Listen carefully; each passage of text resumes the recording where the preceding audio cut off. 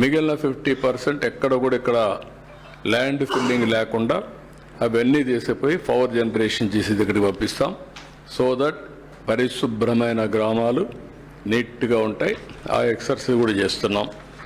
ఇంకొక పక్క వాటర్ వచ్చినప్పుడు మీరు గుర్తుపెట్టుకోవాల్సిన, ఈ ప్రాంతంలో ఒకప్పుడు బాగా నీళ్లు ఉండేటివి, రాను రాను నీటి ఎద్దడి బాగా పెరిగిపోయింది.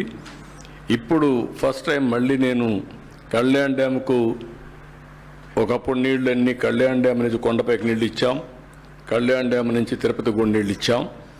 కానీ కళ్యాణ్ డ్యామ్ కూడా ఈ సంవత్సరం ఇంత వర్షాలు పడినా ఇంకా ఫుల్గా నీళ్ళు రాలేదు. ఇవన్నీ చూసిన తర్వాత నాకు అనిపించింది, ఏదైతే అందరి నేవా చిత్తూరుకి వెళ్తుంది, నేవా కలుస్తుంది, ఈ సంవత్సరం కంప్లీట్ చేస్తాం. ఆ నీళ్లు ఒక పైప్ లైన్ ద్వారా మూలపల్లి రిజర్వాయర్ తీసుకొస్తాం. ఆ నుంచి కొండ్రెడ్డి కండిగా ఒక ఇది ఉంది, కణితిమడుగు ఇంకొకటి ఉంది, ఇంకొక పక్కన కళ్యాణ్ డ్యామ్కి వస్తాయి, నాగపట్లకి వెళ్తాయి, ఇక్కడి నుంచి కొట్టాల చెరువుకు కూడా వెళ్తాయి. కొట్టాల చెరువుకి వెళ్ళాలంటే కోమటి చెరువు అని ఇక్కడ ఒకటి ఉంది.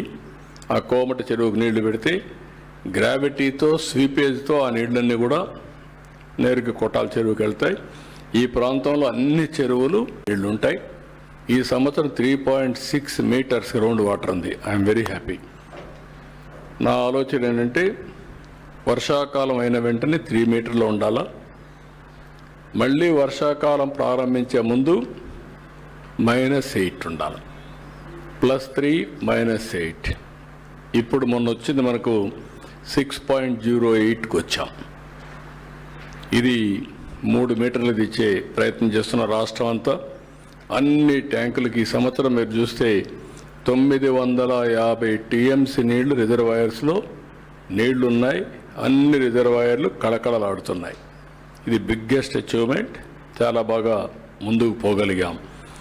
ఇక్కడ ఇంకొకటి మీరు గుర్తుపెట్టుకోవాల్సింది, హెల్త్ విషయంలో పెద్ద ఎత్తున ఇక్కడ ఒక ప్రాజెక్ట్ తీసుకొచ్చాం.